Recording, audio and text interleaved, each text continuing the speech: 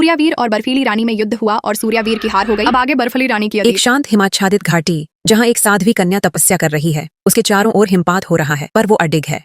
वो कभी एक साध्वी थी, शांति और ज्ञान की रक्षक। अचानक आकाश में काले बादल, दानवों का आक्रमण, दानव आत्माएं उस घाटी को लील लेती हैं। साध्वी उनकी रक्षा में अपने प्राणों की आहुति देती है, पर एक शाप ने उसकी आत्मा को जकड़ लिया। बर्फ की जंजीरों में बंधी साध्वी, आंखें नीली और क्रोध से जलती हुई, वो बदल चुकी है।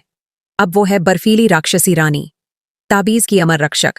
सूर्यावीर का चेहरा रानी की आंखों में अपनी ही छवि देखता हुआ। कुछ राक्षस जन्म से नहीं होते, कुछ बनाए जाते हैं।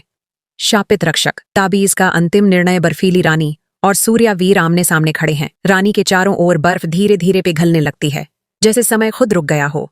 धीमे स्वर में, मैं इस ताबीज की रक्षक थी, अब इसका निर्णय तुम्हारे हाथों में है। ताबीज उसके हाथों में चमक रहा है, दो रंगों में।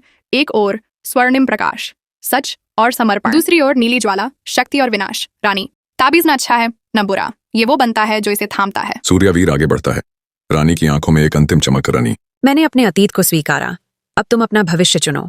चारों ओर की बर्फ पिघलती है और रानी की राक्षसी आकृति धीरे धीरे साध्वी के रूप में लौटती है। कभी कभी मोक्ष तब मिलता है जब कोई सत्य के लिए त्याग करता है। कृपया सब्सक्राइब करें अगले भाग के लिए।